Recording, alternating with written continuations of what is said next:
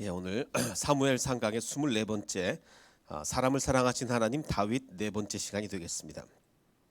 우리가 이제 지난 시간에 한 것이 하나님이 보내신 악한 영이 사울에게 이렇게 내리게 되면 다윗이 수금을 이렇게 탑니다. 오늘 우리 찬양팀이 정말 멋있는 아름다운 찬양을 연주해 줬는데, 다윗이 이렇게 수금을 들고 와서 수금을 타면 그때마다 사울에게 내린 악한 영이 찬양의 힘에 의해서 떠났고, 사울은 제정신이 들었다라고 이제 새 번역 성경은 그렇게 번역했고, 옛날 개역 성경은 상쾌하다. 이 번역은 개역 성경이 더 낫습니다. 그래서 refreshed 이렇게 번역이 됐습니다. 자, 그런데 다윗이 연주한 음악이 어떤 음악이었을까요? 어떤 종류의? 뭐 요즘 음악의 장르를 어떤 거 알고 계십니까? 뭐 클래식도 있고 뭐 힙합도 있고 디스코도 있고 발라드도 있고 별별 게 다 있는데, 자, 그 시절에 녹음기가 있었다면 만약에 다윗의 음악을 녹음된 게 있다. 다윗의 음악이 녹음된 게 있다면 그것을 잘 녹음을 해가지고 오늘날 지금 요즘 뭐 음악 치료도 많이 있고 한데 지금 오늘날 정신적 어려움을 겪고 있는 사람들에게 다윗이 녹음한 걸 딱 들려주는 거예요. 그러면 이 치유에 얼마나 도움이 될까를 이제 한번 가정을 한번 해보겠습니다. 다윗이 직접 연주한 그 수금을 탄 이 찬양을 녹음해서 지금 정신적 어려움을 겪고 있는 사람한테 딱 틀어주면 과연 그게 정말 얼마나 도움이 될까? 자, 그러기 전에 질문을 하나 드리겠습니다. 하나님은 핸델의 메시아와 요즘은 랩 중에서 크리스천 랩이 있죠. 요즘 저희 애들 이렇게 듣는 음악 들어보니까 랩인데 잘 들어보니까 찬양 가사인 거예요. 그래서 크리스천 랩들이 있는데, 메시아와 크리스천 랩 중에서 하나님은 어떤 찬양을 더 기뻐하실까요? 어떻게 생각하십니까? 자, 요거 일단 질문으로 두고 제가 몇 가지 찬양을 여러분께 들려드리겠습니다. 자, 먼저 한번 찬양을 한번 들어보도록. 이게 그 이스라엘 첫 번째 들을 것은 이스라엘 민속 찬양인데, 진짜 다윗이 있었던 시대의 민속 찬양을 뭐 음원을 구할 수가 없어가지고 뭐 모르죠. 사실 뭐 그때 어떤 음악을 연주했는지 아무도 모릅니다. 뭐 그때 뭐 악보가 있었습니까? 뭐가 있었습니까? 다윗이 어떤 풍으로 연주했는지는 아무도 모르고, 그래도 지금 히브리 사람들이 연주하는 그래도 그때 느낌은 전혀 아닐 거예요. 왜냐하면 요즘 악기도 막 들어가고 요즘 풍으로 불렀으니까 굉장히 요즘 스타일이 돼 있겠지만, 그래도 이스라엘식의 찬양을 한번 들어보겠습니다. 곡을 하나 영상을 보여주시죠.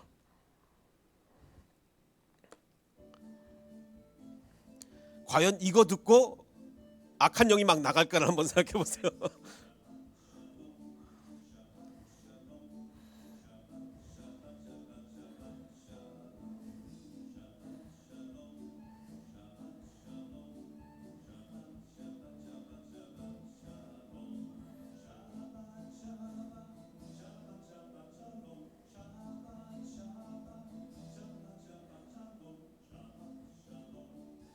샤밧, 안식일, 샬롬의 안식일 이런 뜻인데, 자, 그럼 여러분 만약에 지금 오늘날 21세기 어떤 정신적 어려움을 겪고 있는 사람한테, 한국 사람에게 이런 음악을 막 들려주면 막 그 악한 영이 떠나고 이럴까요?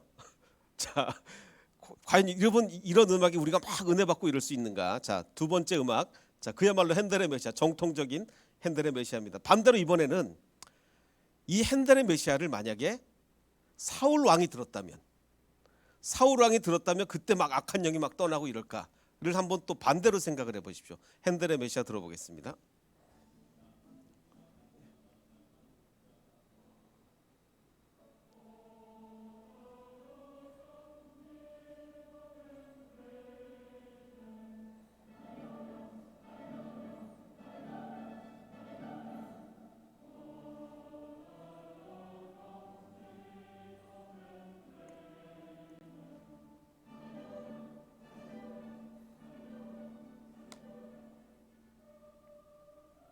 멈춰주시고, 자, 만약에 이거를 과연 사울 왕이 이 노래를 딱 들었으면 이게 뭐지 하겠습니까? 아니면 정말 막 은혜 충만해서 그 악한 영이 떠나겠습니까? 이것도 우리가 굉장히 좀 생각을 해볼 만한 문제예요.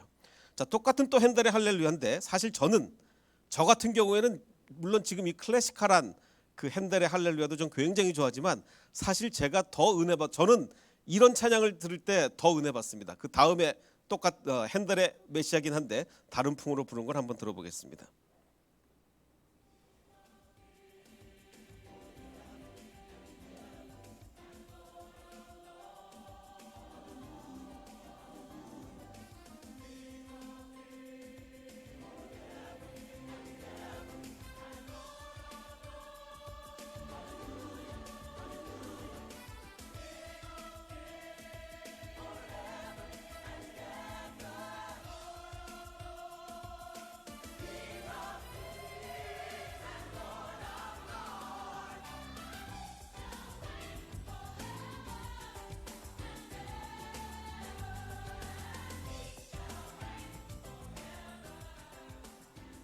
예, 자, 저 같으면 이 두 번째 할렐루야를 들으면 더 정말 하나님이 우리와 같이 있는 이런 느낌이 되고 더 막 은혜에 충만할 것 같습니다.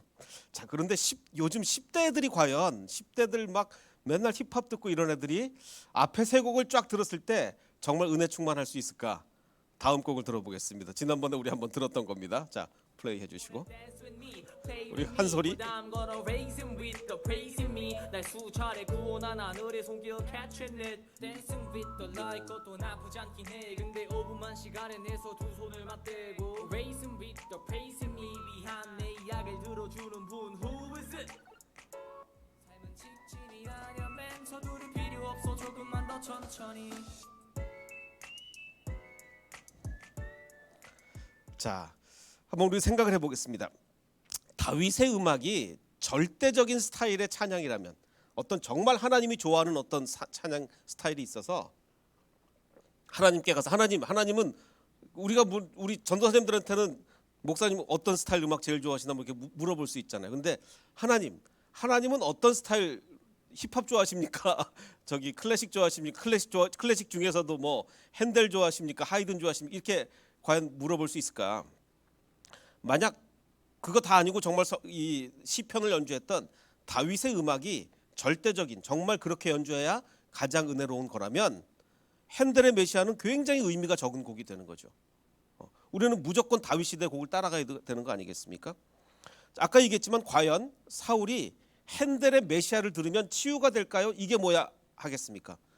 아마 이게 뭐야 할 가능성이 굉장히 이질감을 느끼는 이질감. 정말 생전 처음 듣는 스타일의 곡을 듣고 이질감을 느낄 가능성이 많단 말이죠. 자, 찬양이라는 것이 어떻게 역사합니까? 찬양이 하나님이 좋아하시는 리듬, 하나님이 좋아하시는 멜로디, 이런 하나님이 좋아하시는 화음 이런 게 있을까요? 사실 찬양이라는 것은 음악이 처음에 사람에게 작용을 합니다. 사람에게 작용해서 사실 그렇잖아요. 우리가 그냥 있을 때하고 노래를 한번 쫙 불러서 분위기 완전히 달라. 사람은 음악의 힘에 굉장히 지배를 받는 존재예요. 그래서 그 음악이 사람에게 작용해서 하나님의 임재를 느끼도록 음악이 도와주는 거예요. 음악의 도움으로 하나님의 임재를 내가 느끼는 겁니다. 하나님이 그 음악 듣고 막 야 하나님 화음 좋다 뭐 이러시는 거 아니에요. 만약에 그렇다면 우리는 무조건 좋은 연주를 해야 됩니다. 정말 틀리면 하나님 화내시고 막 이래야 돼요. 근데 그게 아니에요. 인간에게 음악이 작용해서 내가 그 음악의 힘을 통해서 하나님이 나와 같이 계시는 거야 이걸 느끼는 거예요. 그래서 치유도 받는 거고 그래서 사람에 따라서 작용하는 음악이 다른 거죠. 어떤 사람은 핸델 메시아가 작용하는 거고 요즘 10대 아이들에게는 랩이 작용. 10대 아이들에게 아무리 핸델 메시아 들려봐 주십시오. 감흥이 안 와요. 하나님이 찬양을 받으시는 것은 특정 음악의 특정 리듬, 뭐 특정 멜로디 그 자체를 받으시는 게 아닙니다. 만약에 이걸 받으신다면 우리는 정말 성악가 아니면 찬양 못하는 거예요. 만약에 또 그렇다면 하나님이 특별히 선호하시는 장르가 있기 때문에 예를 들어서 다윗이 했던 그런 스타일 아니면 핸델의 메시아도 다 안 되고 다 이 세상의 모든 음악 다 없애고 다윗이 연주했던 그 이스라엘 스타일로 돌아가야 되는 거죠. 음악에 의하여 감명받는 것은 그러니까 음악에 의하여 음악에 의하여 감명을 받은 인간의 마음을 하나님이 받으시는 거지 그 음악 자체, 리듬 자체, 멜로디 자체를 받으시는 게 아닙니다. 이게 굉장히 중요한 얘기예요.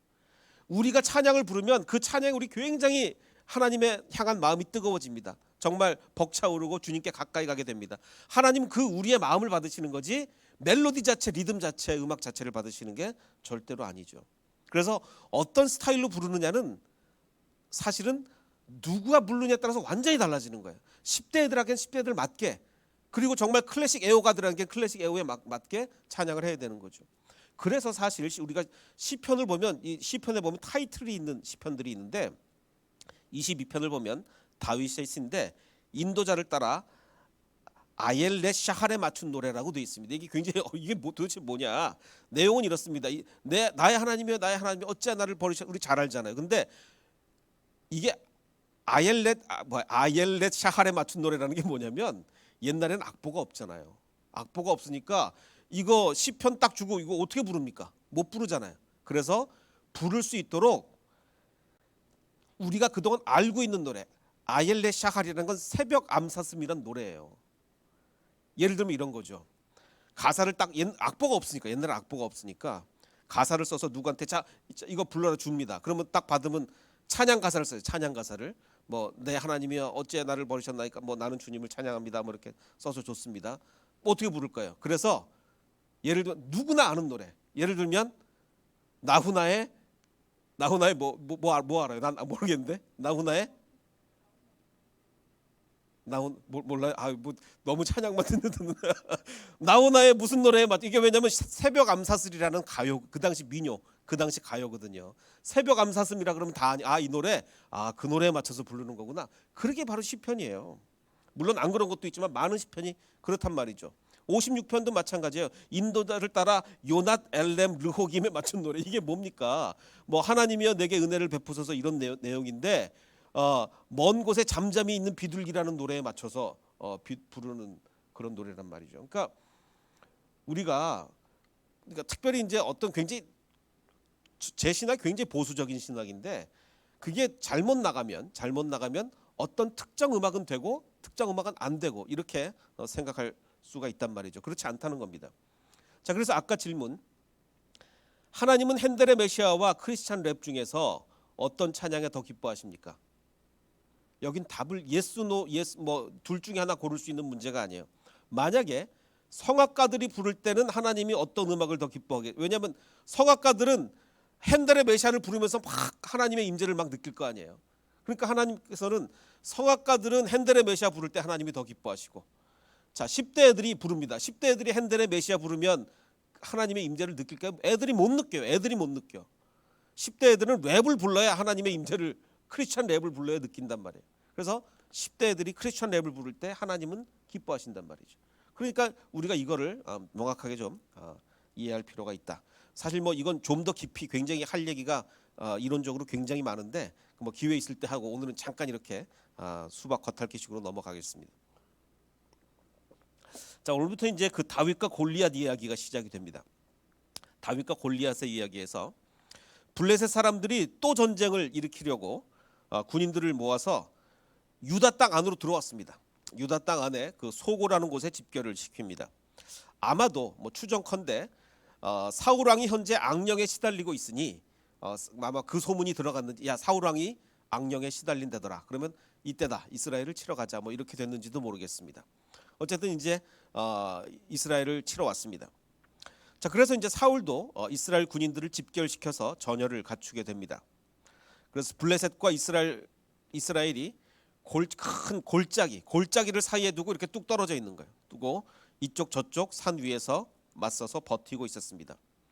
자, 그때 블레셋에서 한 장군이 나오는데, 가드 사람, 가드라는, 블레셋은 5개의 도시 국가가 모여진, 그러니까 미국은 50개의 주가 모여진 그 연합 국가 아니겠습니까? 미국은 요즘 우리 미국 선거 보면 이 주마다 법이 달라가지고 막 그러잖아요. 마찬가지로 미국은 50개의 주가 합친 연합 국가인데, 블레셋은 5개의 도시 국가가 합친 도시 연합 국가입니다. 그 중에 한 도시, 가드라는 곳이, 이게 기억해 두십시오. 가드 사람 골리앗이라는 장수가 싸움을 걸려고 나섰습니다. 새 번역에는 장수라고 번역이 되어 있는데, 옛날 성경 개역 개정판에는 싸움을 돋는 자, 장수라고 안 돼 있고 싸움을 돋는 자, 그러니까 맨 앞에 딱 나서서 싸움을 돋는 자라고 돼 있고, 뭐 영어 성경들한테는 챔피언이라고 돼 있습니다. 챔피언이 싸움을 걸려고 나왔습니다. 히브리 성경에는 이시 하베나임이라고 해서 남자인데 어떤 남자냐? 두 군대 사이의 남자다. 뭐 이렇게 이게 이제 원래 의미이긴 합니다. 뭐 큰 의미는 아닌데 어쨌든 골리앗이 이렇게 나온 거예요. 그럼 도대체 골리앗의 키가 얼마나 되느냐? 그의 키는 6규빗하고도 한 뼘이나 더 되었다라고 되어 있습니다. 이 규빗이라는 것은 그 이 팔꿈치에서 손가락 끝까지 한 규빗, 팔꿈치에서 손가락 끝까지가 이제 한 규빗입니다. 그래서 대체로 평균적으로 보면 한 45cm가 된다고 합니다. 그래서 옛날 사람들이 규빗자를 가지고 뭘 잴 때 이렇게 몇 규빗이다 이렇게 얘기를 했던 거죠. 자, 그러면 이제 키가 6규빗 플러스 한 뼘인데 그러면 45cm가 한 규빗이니까 6규빗 곱하기 45cm라고 하면 270cm가 됩니다. 270cm에 한 뼘이 더하니까 290 정도 키가 되게 이게 지금 현실적으로 가능한지를 한번 좀 보겠습니다. 그래서 제가 지금 그 NBA 농구 미국의 NBA 농구 선수 중에 올해 가장 큰 선수가 누군지를 한번 검색을 해봤더니 뭐 이름은 잘 모르겠는데 제일 큰 선수가 2m 26cm랍니다. 2m 26. 이게 NBA에서 제일 큰 선수면 얼마나 크겠습니까?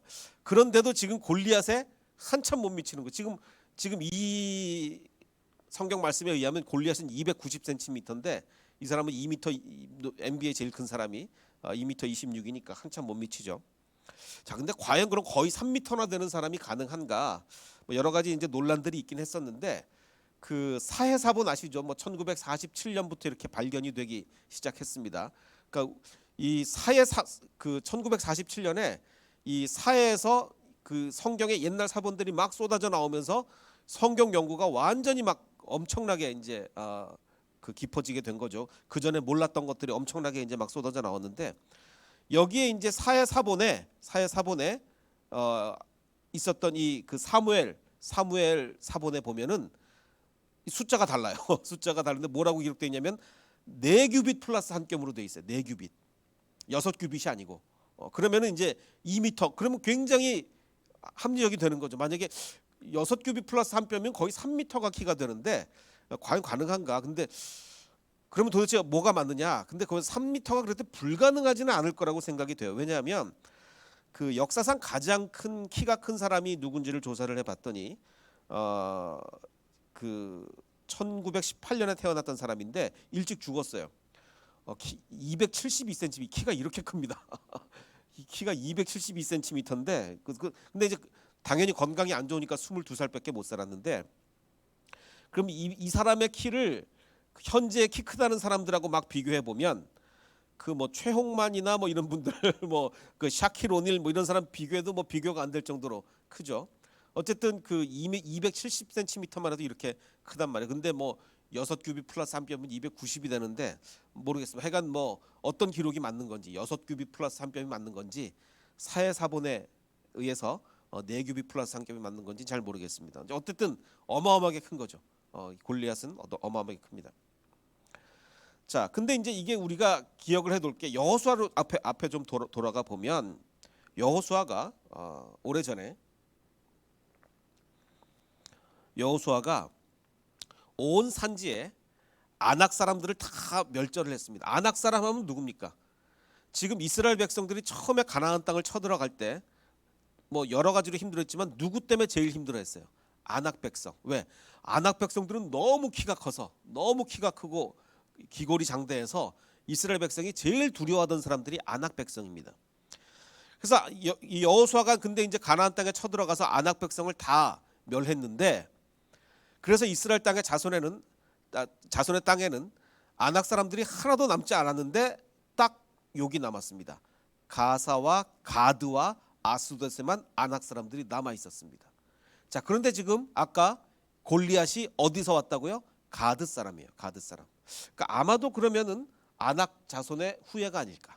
아낙 자손. 그래서 그러면은 어마어마하게 키 큰 게 혹시 가능하지 않을까 그런 생각이 듭니다. 자, 어쨌든 이게 지금 블레셋과 전쟁 중에 2세의 아들 중에 8명의 아들 중에 뭐 제일 큰 아들 3명은 이제 전쟁터에 나갔단 말이에요.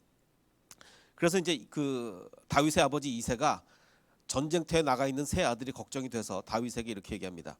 자, 여기에 있는 이 곡식을 좀 가지고 너희 형들한테 좀, 전쟁터에 있는 형들한테 좀 갖다 줘라. 그리고 뇌물을 좀 줘라. 이 치즈 10덩어리는 그 부대장에게, 그 형들을 맡고 있는 부대장한테 이제 뇌물도 좀 주고, 너희 형들의 안부를 좀 물은 뒤에 형들이 잘 있다는, 살아 있다는 증거를 좀 가지고 와라. 이렇게 이제 명령을 받고 다윗은 아버지 명령대로 이제 그 전쟁터에 나가게 됩니다. 그래서 이제 형들한테 줄 뭐 이런 걸 가지고 가서 갔는데, 이제 이 군인들끼리 하는 얘기를 옆에서 들은 거예요. 군인들끼리 이제 쑥덕쑥덕 하는데 이제 뭐라고 얘기를 하냐면, 야, 저자를 좀 봐라. 저 골리앗을 봐라. 어떻게 저렇게 키가 크냐.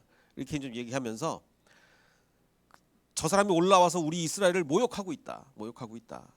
근데 이제 임금님은, 사울 왕은 누구든지 저자를 죽이기만 하면, 자, 옛날 우리 뭐 동화책 같은 데 보면은 어떤 왕이 뭐 용이 나오든지, 동화책에서 그 이런 용을 죽이면, 그리고 공주를 구하면 뭐 한다 그럽니까? 그 공주를 뭐 준다, 뭐 이런 약속들을 하잖아요. 사울 왕도 지금 비슷한 약속을 하는 거야. 누구든지 저자 골리앗을 죽이면 첫 번째 많은 상을 내리실 뿐 아니라, 두 번째 이거 아주 동화책에 나오는 전형적인 사위로 삼는다. 딸을 주겠다.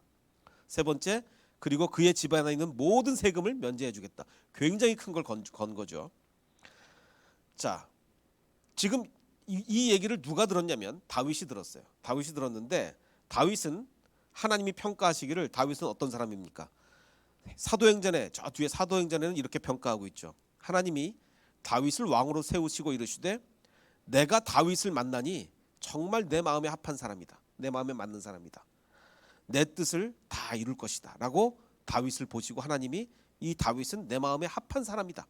라고 이제 말씀을 하셨단 말이에요. 자, 그러면 지금 막 이런 상을 내릴 거다. 막 이렇게 얘기한 그 얘기를 이제 다윗이 들었는데, 하나님의 마음에 합한 사람 다윗은 이 세 가지 포상에, 야, 많은 상을 내리시고, 왕이 그 사람을 사위로 삼고, 그러니까 딸을 준다는 얘기죠. 그리고 집안의 모든 세금을 면제해 준다. 이런 것들에 이 하나님의 마음에 합한 사람 다윗은 솔깃할까요? 솔깃하지 않을까요? 어떻게 생각하십니까? 자, 한번 보겠습니다. 그 얘기를 듣고 있던 다윗이 곁에 서 있는 사람들한테 이렇게 묻습니다.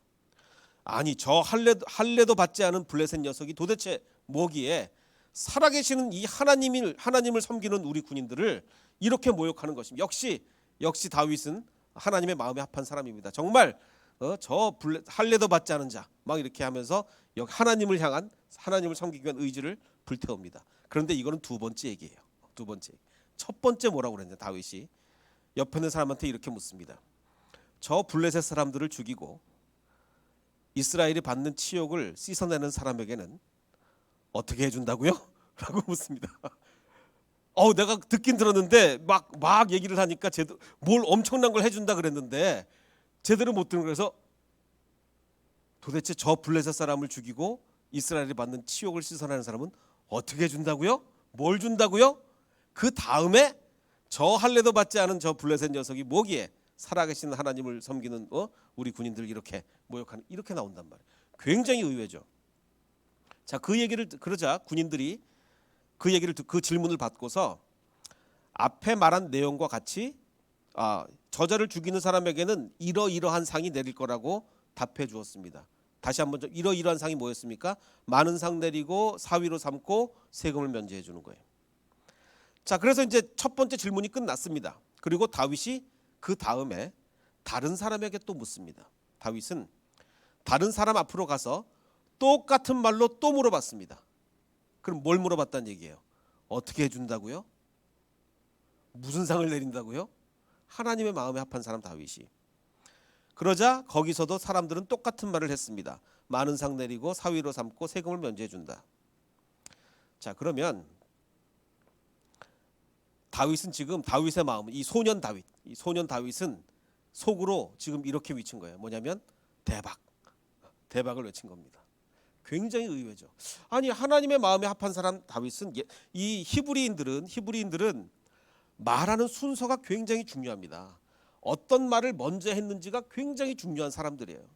이름을 나열할 때도 누구 이름이 먼저 나왔는지가 굉장히 중요해요. 우리나라 사람도 마찬가지지만 히브리인은 10배 100배 더하단 말이죠. 그럼 당연히 하나님의 마음에 합한 사람 다윗은 아니 저 할례 받지 못한 자가 뭐기에 우리를 이렇게 하나님을 섬기는 우리 군인들 이렇게 모욕한단 말이요. 너 도저히 내가 못 참겠어. 그리고 뭐 왕이 뭐 준다고 뭐 알았어 뭐 뭘 주든가 알았어. 이렇게 나와야 되는데 아니 저 사람을 죽이면 왕이 뭘 준다고요? 그리고 나서 저 사람이 뭐기에 하나님의 섬기는 우리 군인들 이렇게 모욕하나. 그리고 대답을 해줬는데 아직도 미심쩍어서 다른 사람에게 또 물어봅니다. 그래서 속으로 대박을 외쳐요. 아 내가 나가야 되겠다. 자 이건 도대체 뭐냐면 하나님의 마음에 합한 사람 다윗은 100점 만점에 몇 점이었을까요? 자 하나님의 마음에 합하려면 정말 하나님의 기준 완벽한 인간 100점 이라고 한다면 몇 점 정도 맞으면 하나님의 마음에 합할 것 같습니까? 저는 뭐 이건 뭐 답은 없지만 저는 개인적으로 이렇게 생각합니다. 100점 만점에 5점만 돼도 상대적으로 하나님의 마음에 합할 저는 이렇게 생각해요. 왜냐하면 인간이라는 게 얼마나 부패하고 인간은 우리 모습 가지고는 도저히 하나님을 섬길 수조차 없는 그런 인간들입니다. 아마 100점 만점에 5점만 되는 사람도 정말 드물 거예요. 100점 만점에 5점만 돼도 정말 우리는 하나님은 야, 너 내 마음에 왜냐하면 5점 되는 사람 하나님 마음에 합하다고 안 그럴 거면 90점은 돼야 하나님이 이런 사람은 내 마음에 합하다라고 한다면 이 세상 70억 넘는 인구 중에 하나님의 마음에 합한 사람이 있겠습니까? 한 사람도 없죠. 한 사람도 없어요. 5점 정도 되면 하나님이 하나님의 마음에 합하다고 봐주시는 거죠. 봐주시는 거예요. 다윗도 인간입니다. 다윗도 인간이라서요. 정말 야 왕이 저 블레셋 사람을 죽이면 뭘 준다고요? 어떻게 준다고요? 이걸 2번이나 물어본 거예요. 이 세상에 어느 누구도 100% 순수한 사람은 없습니다. 그래서 우리가 정말 성인군자 같은 사람을 처음에 그 사람을 완전 성인군자로 알았다가도 그 사람을 1년 알고 2년 알고 10년 알고 20년 알고 하면 어떻게 되는 거예요? 계속 실망하잖아요. 그건 당연한 거예요. 실망하는 게 당연한 겁니다. 100% 인간은 어느 누구도 없어요. 어느 누구도. 다윗도 지금 그런단 말이에요. 다윗도 지금 저 뒤에 나중에 뭐 타락해서 뭐 이렇게 간음하고 죽이고 뭐 이거 아직 이것도 한 인자 막 아직 순수할 때 아직 젊고 순수할 때조차 뭐 해준다고요? 이러고 있단 말이에요. 이 세상에 어느 누구도 100% 순수한 사람 없습니다. 인간을 믿고 의지하면 인간을 신뢰하면 반드시 실망합니다. 반드시 실망해요. 여러분 실망하지 않았습니까? 다윗에 지금 다윗이 그랬어. 그것도 나중에 나이 먹은 다윗도 아니고 이 순수한 청년 다윗이 이랬단 말이야. 하나님은 인간이 100%가 아님을 야 너 왜 100%가 안 되냐라고 비난하지 않습니다. 5%의 진심이 있음을 기뻐하시는 것이죠. 그게 하나님이세요. 그래서 5%의 진심을 보고 야 너는 하나님의 마음에 합한 자다 이렇게 말씀하시는 거예요. 그래서 하나님은 다윗을 보실 때 뭘 보십니까? 내가 저 사람을 죽이면 뭘 해준다고요? 라고 얘기하는 걸 보시는 게 아니라 골리앗 앞에서 이렇게 고백한 거를 보시는 거예요. 다윗이 블레셋 사람에게 이르되 너는 칼과 창과 단창으로 내게 나오거니와 나는 만군의 여호와의 이름 곧 내가 모욕하는 이스라엘 군대의 하나님의 이름으로 내게 나아가노라. 하나님은 이 고백을 보시는 거예요. 앞에 거는 그렇게 기억 안 하세요. 왜? 그거 기억했다가는 뭐 그게 거의 다 그게 95%니까. 이건 사실 5%밖에 안 돼요. 근데 우리는 이렇게 생각하죠. 원래 이런 사람들은 포장이 되지 않습니까? 다윗도 우리가 배울 때 포장이 돼서 배우는 거예요. 그래서 이게 95%고 야 너는 칼과 창과 단창으로 내게 나오거니와 나는 만군의 여호와의 이름으로 너에게 나간다. 이게 95고 뭐 해준다고요가 5%인 것 같지만 사실은 아니에요. 아닙니다. 바뀐 거예요. 근데 이게 우리한테 이게 은혜가 되는 겁니다. 그렇지 않으면 우리는 하나님께 받아들여질 수도 없으니까. 그러니까 하나님이 우리를 받아주시는 겁니다.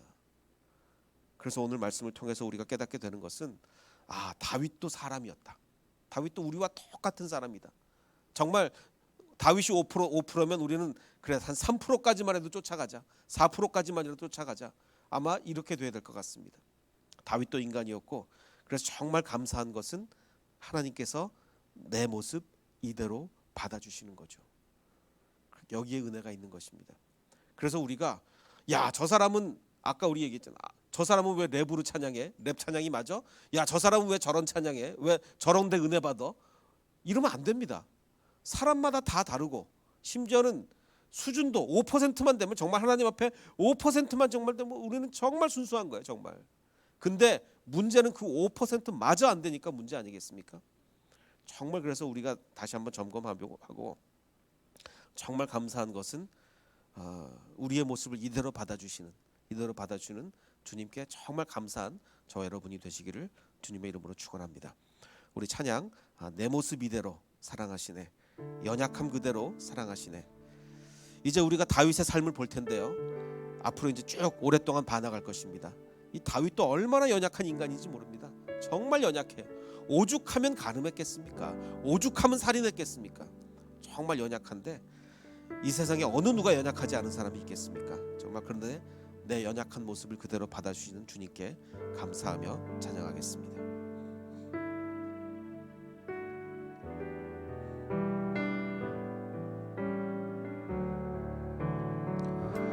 내 모습 이대로 사랑하시네,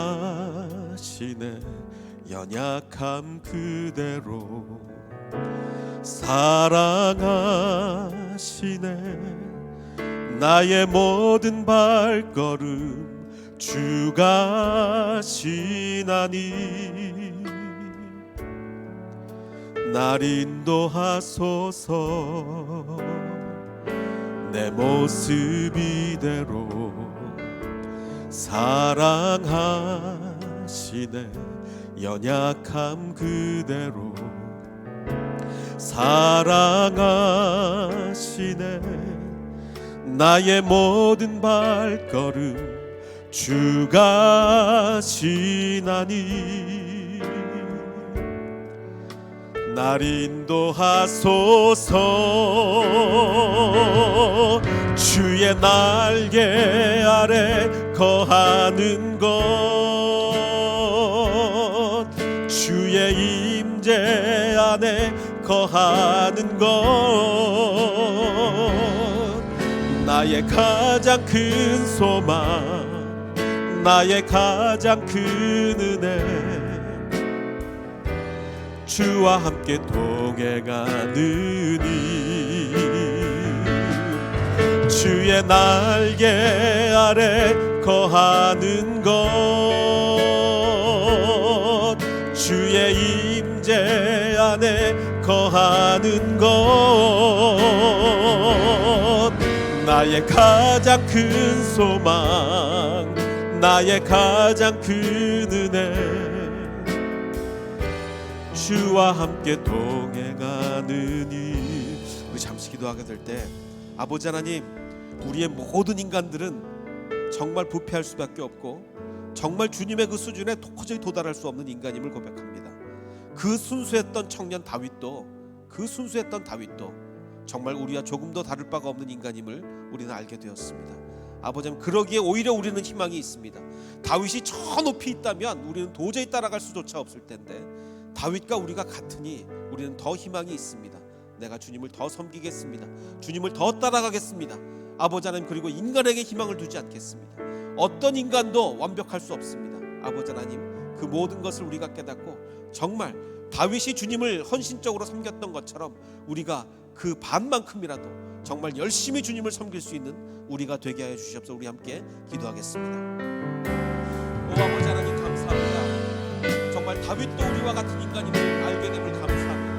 아버지, 우리도 따라갈 수 있습니다. 다윗은 저 멀리 있지 않습니다. 정말 우리가 따라갈 수 없을 만큼 저 높은 곳에 있지 않습니다. 정말 다윗도 우리와 마찬가지 인간입니다. 아버지 하나님, 그러니 내가 더 소망이 있습니다. 내가 따라가겠습니다. 내가 일어서겠습니다. 아버지 하나님, 지금 나의 마음을 바꾸겠습니다. 아버지 하나님, 정말 나의 마음도 주님이 보시기에 합한 사람이 되길 원합니다. 아버지, 우리 햇세드 교회 모든 정말 성도들 한 사람 한 사람이 정말 주님 보시기에 합한 사람이라고 평을 받을 수 있는 우리 모든 햇세드 교인들이 될 수 있도록 주님 축복하여 주시옵소서.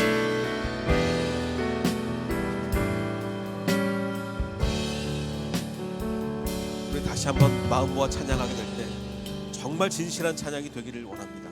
아버지 하나님, 내가 너무나 부끄러운데 다윗을 받아주셨으니 나도 받아주시옵소서. 내 모습 이대로 받아주시옵소서. 함께 찬양합니다. 내 모습 이대로 사랑하시네. 연약함 그대로 사랑하시네.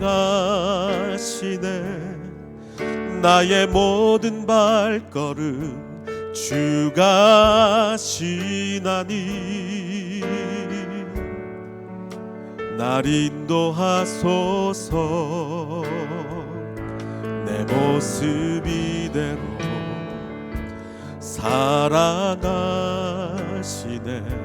연약함 그대로 사랑하시네.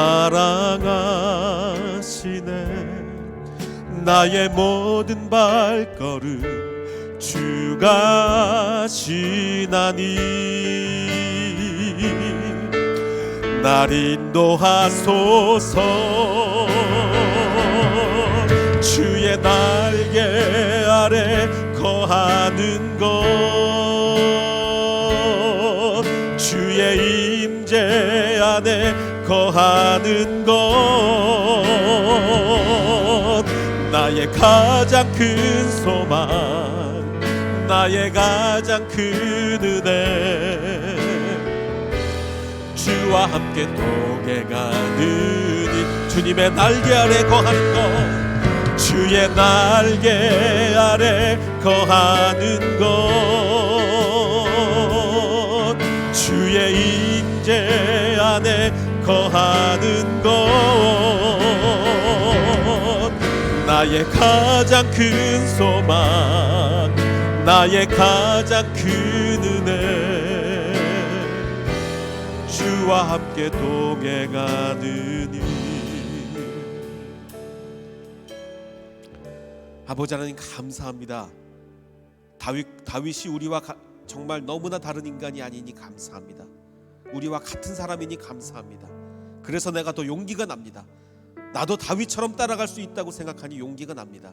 아버지, 우리의 마음을 바꾸시고 사울과 같이 되지 않게 하시고 다윗과 같이 하여 내가 정말 100점 만점에 5점이라도 5%만이라도 주님을 따라갈 수 있는 우리 마음의 순수함을 허락하여 주시옵소서.